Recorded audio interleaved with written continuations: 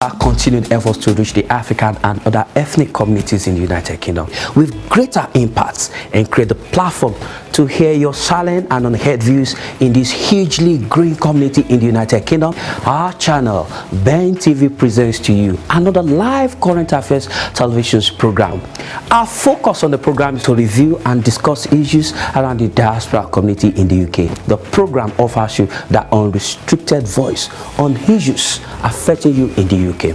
Join us live every Monday at 10 a.m. to 12 noon. Another business segment of Dialogue in Diaspora, 2 to 3 p.m. every Monday. But guess what? You can be part of the program.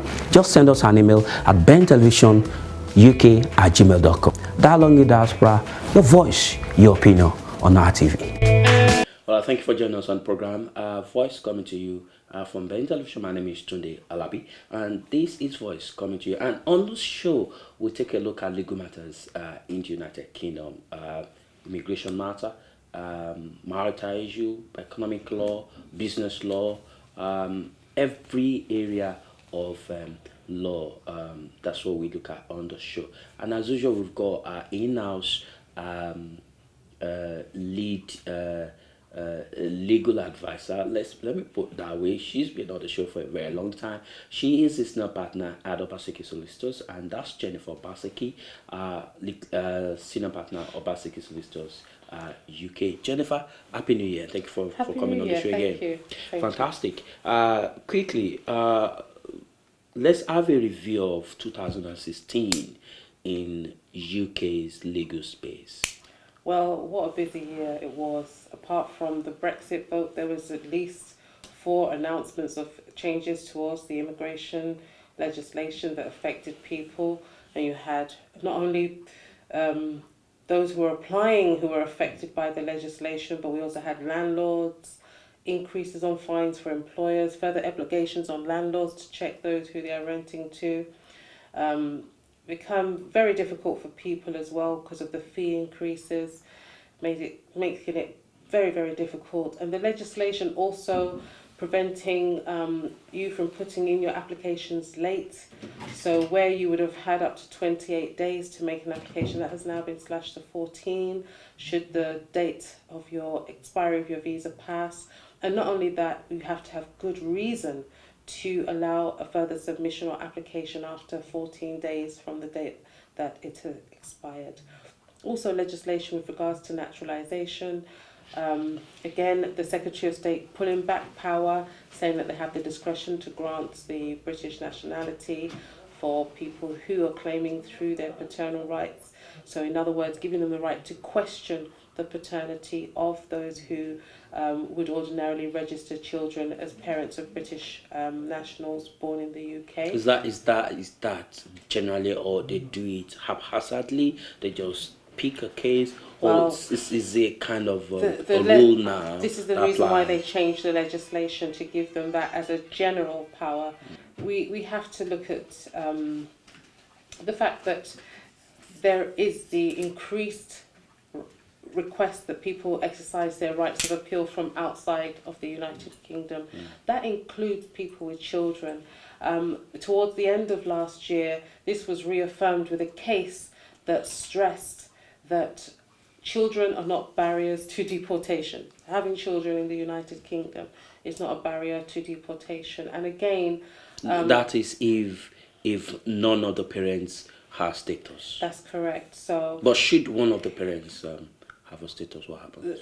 If one of the parents is settled, then if that parent is the main and sole carer for the child, then yes, it's likely that you would be having to look at an in-country right of appeal if you can show the reasons why it would be a breach of your human rights if you are removed.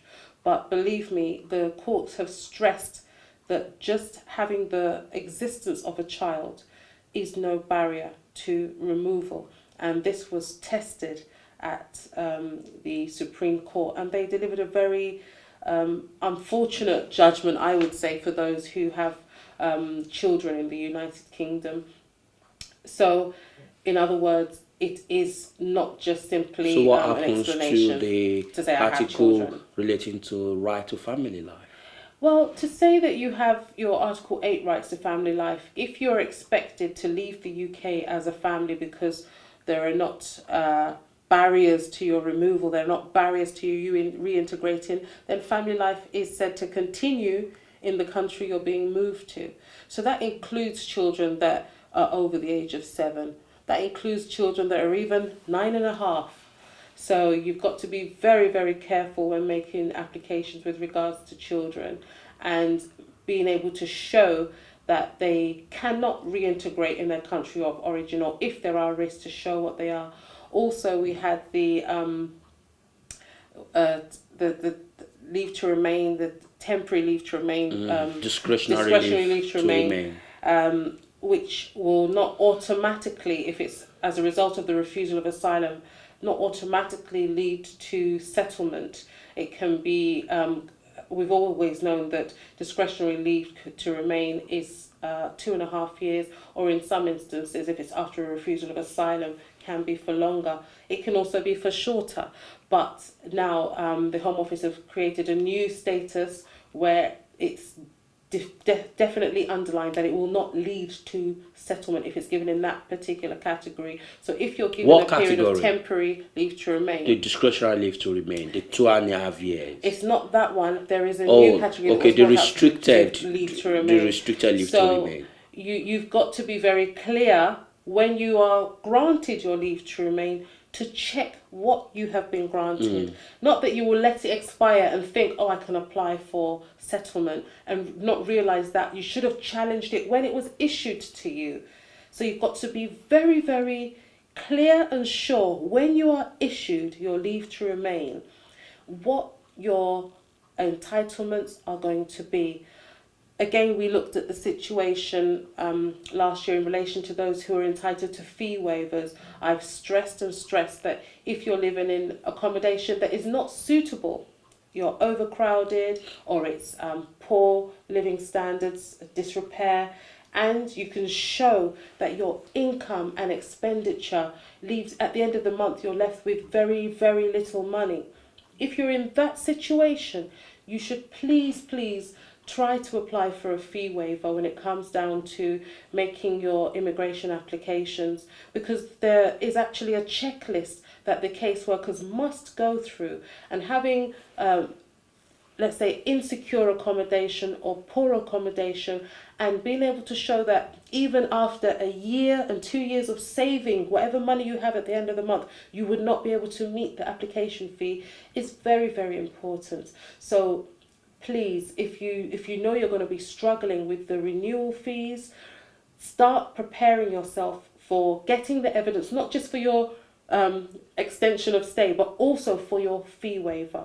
And evidence of support from charities is also applicable. So if you're getting support by way of food from your church, if you're getting support by way of clothes from even any children's centres, ask them to please support with a letter. And if you don't know how to, again, go to a lawyer in your area that is experienced, that can help you.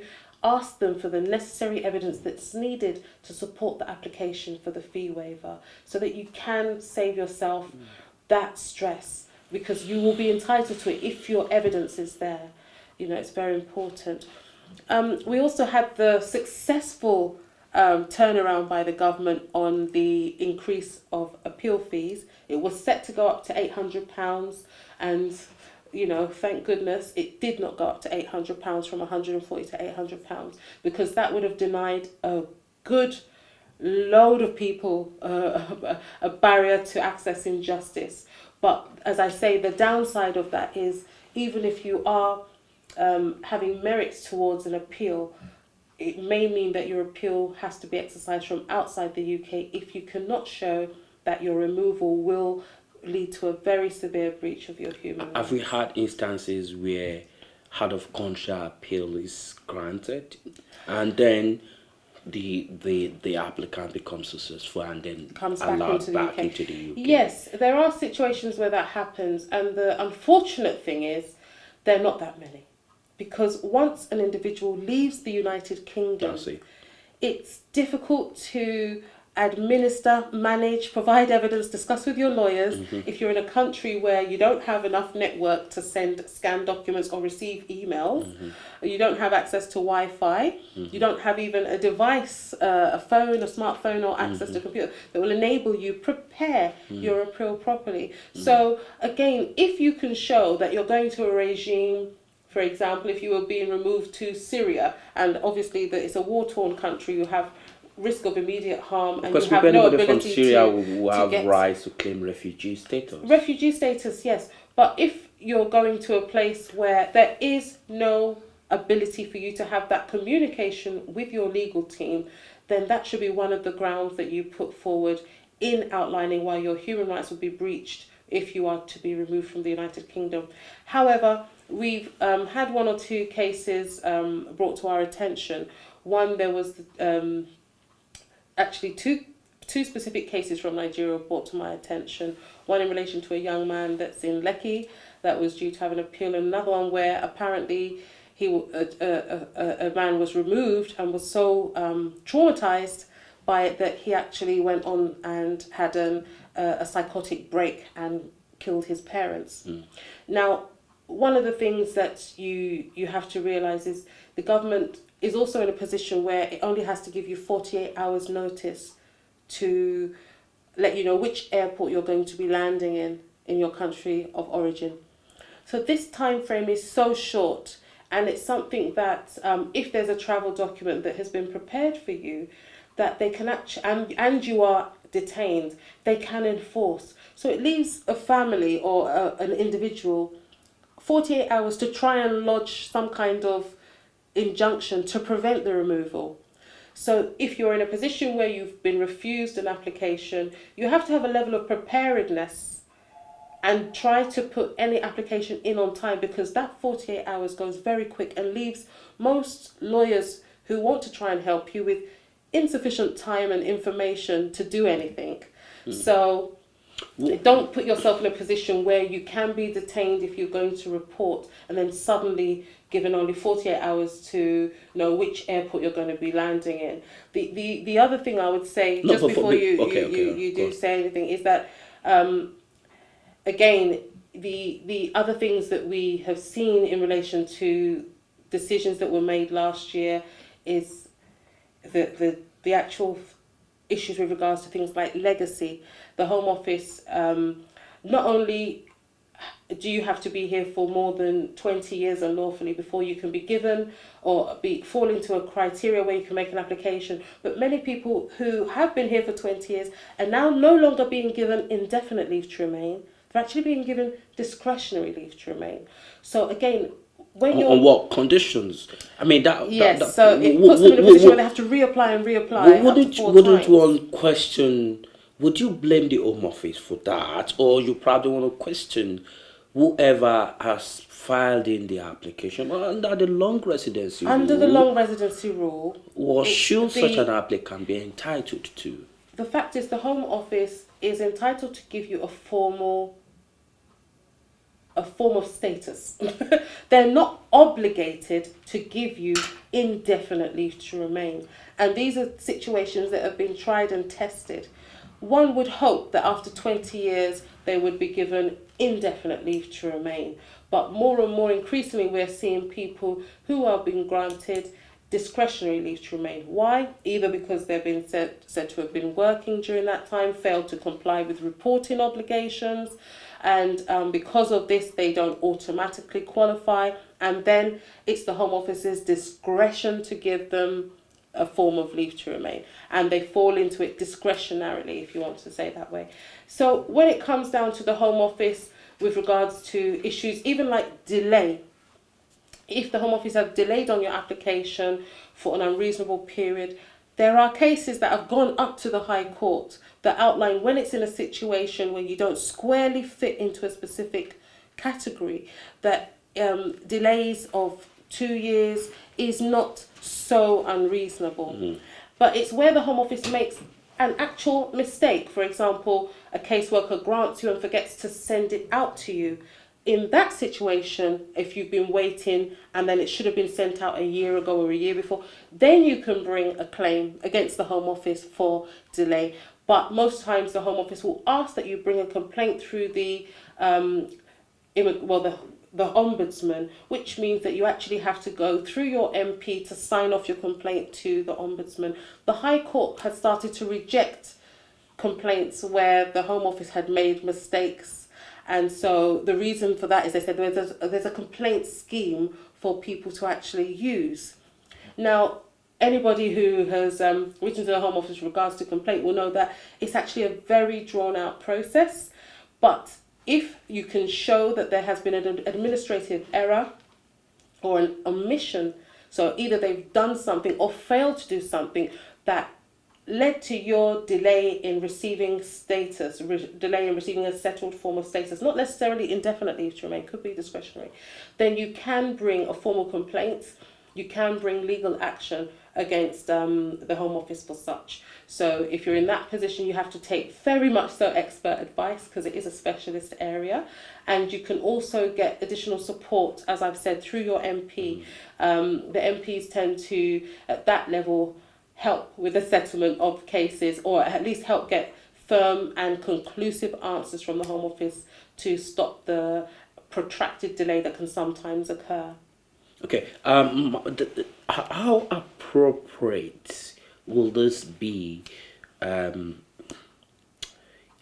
if the Home Office decides to remove somebody who has been in the country for like upward of about 10, 15 years? How appropriate will that be? You see, and what role should the home country of such a person play? Of course, would it be possible for the Home Office to remove such a person without the connivance with the home country of the person? No, it's not necessarily conniving. There are international treaties, memorandums of understanding between countries. And if somebody, if the UK government seeks to remove somebody who has been here for a period of time lawfully, even lawfully, where the person maybe had indefinite leave to remain, but for one or two reasons, maybe due to criminal behaviour or activity, or maybe it was obtained wrongfully, and the UK government wants to revoke that status and then seeks in turn to remove the individual from the United Kingdom, then they have to do two things. They have to, one, prove that the person is of that country of origin. Then two, they have to have a document upon which to remove the person. So they must either have the person's passport from the country of origin or a travel document issued by the embassy of the individual country of origin. So, should the embassy issue the travel document, is what you're saying? Should. Now, for someone who has been outside his home country for upward of to 10 any embassy who is asked to issue a travel certificate will first interview the individual, find out if you're actually a citizen of the country, and then they will also look at the circumstances. Do you have a home to go to? Do you have family? When were you last there? And they will ask other strategic questions that will determine whether they should issue that travel document. And if the individual, if the individual has not exhausted their rights of appeal in the UK, then my professional opinion and advice is that that embassy should not issue the travel warrant, because it will then expedite that person's removal. So you say the home country of such an individual will be in breach of their obligation towards their citizens. Let's say they confirm that this citizen has not exhausted their appeal rights. Is of Ugandan origin. This person is of Ugandan origin. They've come to the Ugandan embassy to have their interview for a travel certificate, and that individual says, look, I've got a life here, my family's all here, I even have an appeal, I couldn't even get a lawyer to do this appeal, I don't want this travel document issued, I want to still continue to fight my case here in the UK. It's up to the Ugandan embassy, let's say caseworker or immigration or welfare officer, to decide whether they should issue that. Should they go ahead to decide to say, okay, we don't care, we're issuing a traveling certificate? I believe that most in the obligation towards such an individual. I believe, and my experience is that most, and I say this with experience, most ambassadorial staff will look at the welfare of the individual citizen of their country. Do they? That does, yes. I say that with say with Nigeria, conviction. for instance. I say that with say extreme conviction. Nigeria High Commission in the UK. I will say to you that with personal knowledge, they look at the welfare of their citizens. Jennifer, have you read in the newspaper? Diligently, and they do not issue travel certificates without looking at the cases of individual people. And in fact, they also refer those individuals to get legal advice, especially if they feel very uncomfortable with the person's situation. They look at the welfare of each individual, and it's their duty to do so. They're citizens of their country. They don't wish bad on the individuals from their country. I don't know. As a media practitioner, I've got cases brought to my attention where certain embassies, African embassies, without due recourse to these principles you have actually highlighted, the place to go, family or whatever, where he's going, has he exhausted or she exhausted every legal remedy in the United Kingdom? No, without cost to those ones, they issue travel certificate. And with specific to Nigeria High Commission, say it's been a connivance between the Nigeria High Commission officials and the UK border force. Oh no, I do disagree. There are lots and lots of talks, let me say expressions of deep concern when it comes down to individual cases. Absolutely, I can actually confirm that with first-hand knowledge. And at the same time, there's also the look to having a better working relationship. For example, discussions with the UK government on what essential things they actually need to help Nigerians who are removed from the United Kingdom, because those individuals need to reintegrate. At the moment, there is not a lot of information that is passed, and that is being worked on with regards to suggestions, and so that there's a better working relationship and a better treatment of the individuals who are being removed. At the end of the day, there's an obligation for the UK government not to remove families in breach of their human rights. That's families. Talk less of individuals. As far as the UK immigration official is going to look at, have you exhausted your right of appeal? If you are not happy with the decision you've got just at the caseworker level, have you exercised your right of appeal? Have you remained in the UK unlawfully? Have you complied with other obligations imposed on you, etc.? So the fact is, once that UK official is satisfied with that, they're going to go push your file to the Nigerian embassy. This individual's passport is not in existence or has expired. We need a travel warrant because we're looking to remove them. The embassy, not necessarily Nigerian, but whatever foreign embassy gets the file, is this one of our citizens? Do we have them in our database under the electronic passport system? Maybe they do, maybe they haven't. Can they see the passport is expired? Maybe they do, maybe they don't. Then they go through their own checklist. Okay, we need to interview that individual to make sure they are who they say they are.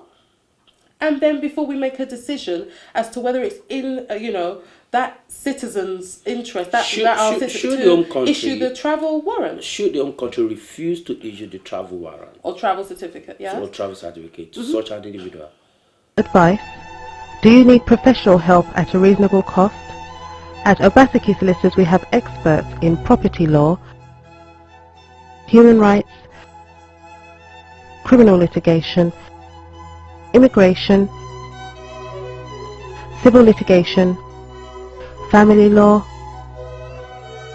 business law, landlord and tenant law, employment law, Sharia law. At Obaseki Solicitors, we can provide you with advice and assistance at all levels. We have over 100 years experience in serving our local communities, and we have a new maritime and international law department. We can help you. Book a free consultation today.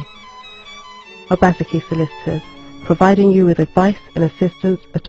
And I believe that they, as an embassy, make their necessary decisions and analysis and make decisions that are in the best interest and within their legal obligations in such case by case, on each situation on a case by case basis. Where the home or the embassy of such an individual declines. When they decline, they will give their reasons.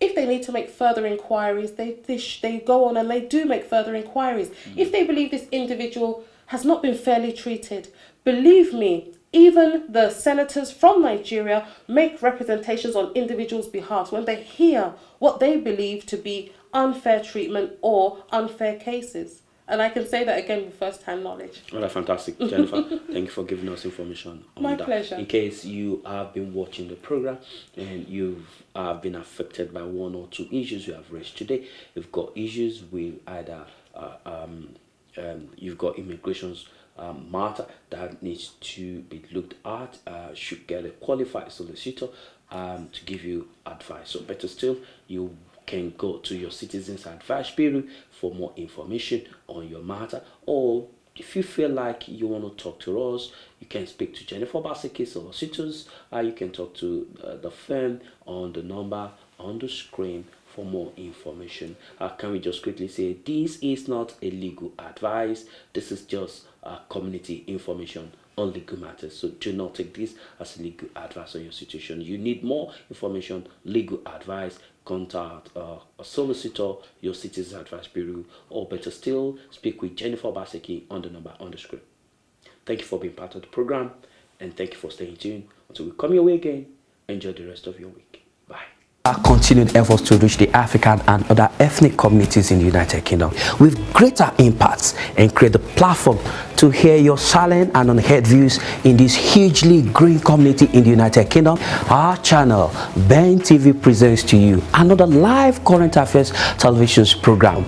Our focus on the program is to review and discuss issues around the diaspora community in the UK. The program offers you that unrestricted voice on issues affecting you in the UK. Join us live every Monday at 10 a.m. to 12 noon. Another business segment of Dialogue in Diaspora, 2 to 3 p.m. every Monday. But guess what? You know you can be part of the program. Just send us an email at bentelevisionuk@gmail.com. Dialogue in Diaspora, your voice, your opinion on our TV.